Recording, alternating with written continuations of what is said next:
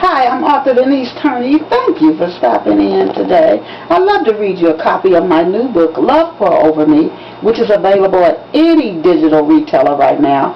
That's Amazon.com, BarnesandNoble.com, Google Reader, Ingram Digital, and Apple iTunes. You can also get a copy of Love Pour Over Me at my website, which is www.shisto.com, or you can go to ebookit.com and you can get a copy of Love Pour Over Me in any ebook format. Again, that's for Nook, that's for Kindle.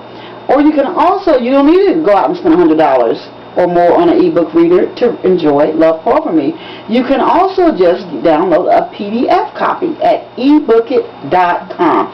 Just go over there, type in Love Pour Over Me by Denise Turney. You can download it to any of your mobile devices or your laptop or your computer. Take the story anywhere with you that you go and enjoy Love Pour Over Me, which is an incredibly amazing story about complicated relationships and the resilience of love. A story that is mirrored and repeated in all of our lives over and over again, whether we realize it or not. And now I want to read to you some excerpts from Love Pour Over Me. And I'm starting with chapter 1, and I'm about on page 10, so I'm midway through chapter 1. Raymond's calling his good friend who he runs track with, and he says, "When are you leaving for the convention center?" 5 minutes, man. You know you have to be there an hour before the ceremony starts. I'm running late as it is. He paused. Need a ride? Can you swing by and get me on your way? My mom and dad are driving. I mean, man, please, help me out. Raymond sighed. Even though I got my license a year ago, you know my dad's not going to let me drive his Camaro. Your pops ain't coming?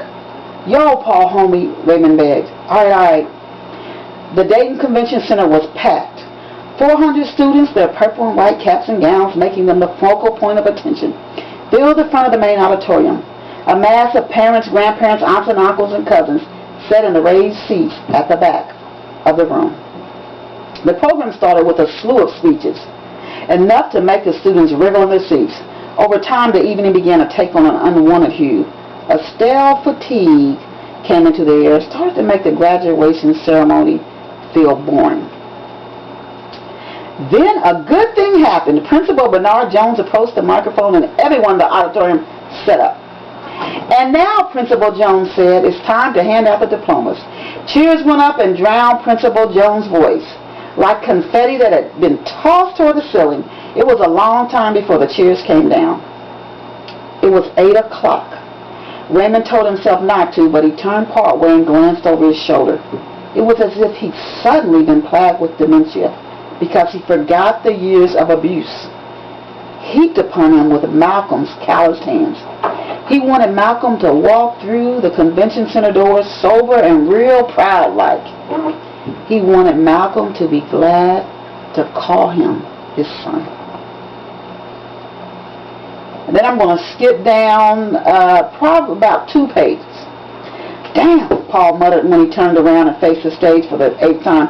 Paul's Raymond's good friend. He bumped shoulders with the guy who stood next to him. That bleep ain't coming. He lowered his head in his voice.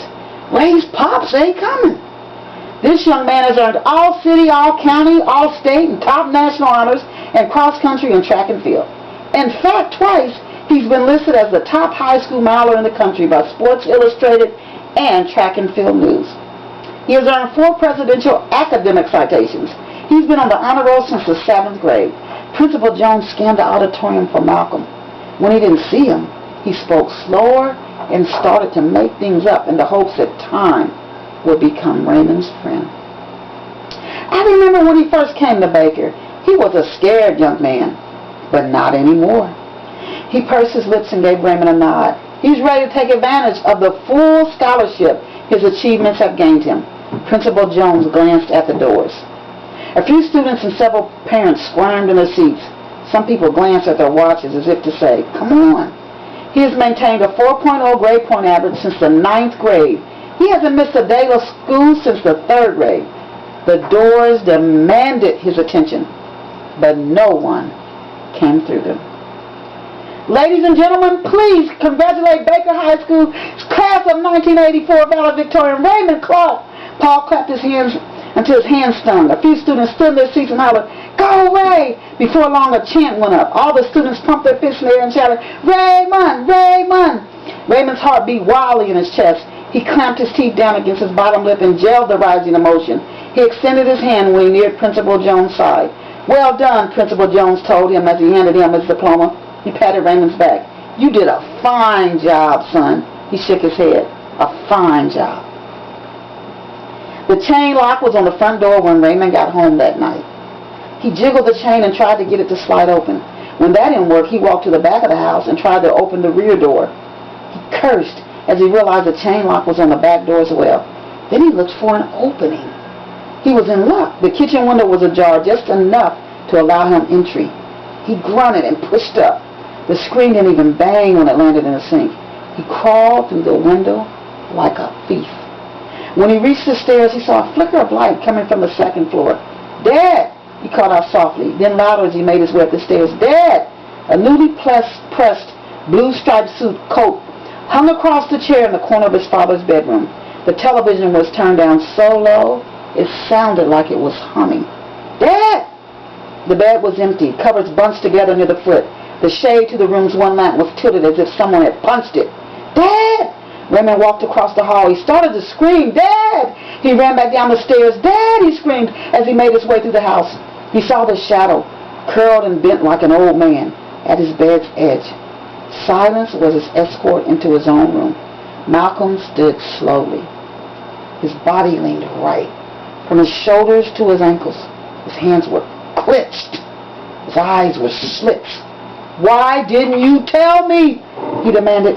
His hands and his arms and legs quaked. He took heavy, Frankenstein-like steps toward Raymond.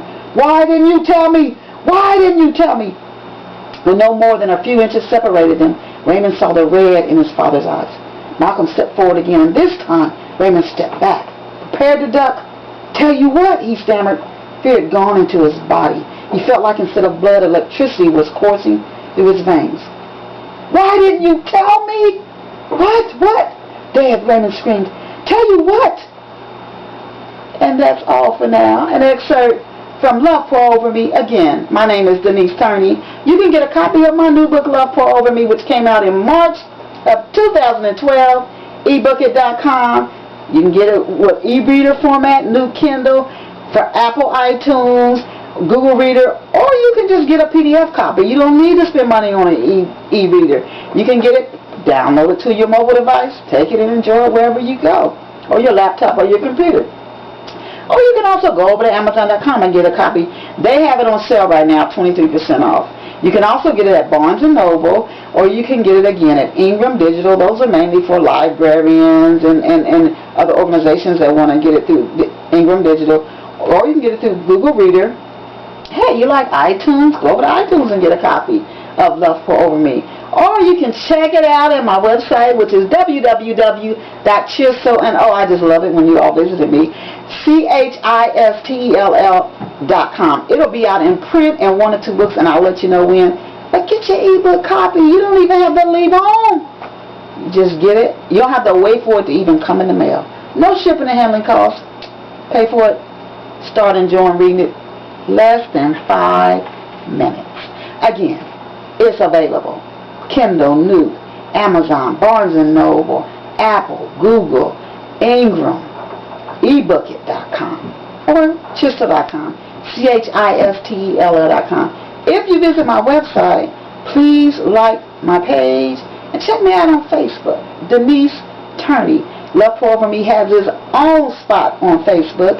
Just go to Facebook and look up Love Pour Over Me. It'll come right up. Thank you so much. Bye for now.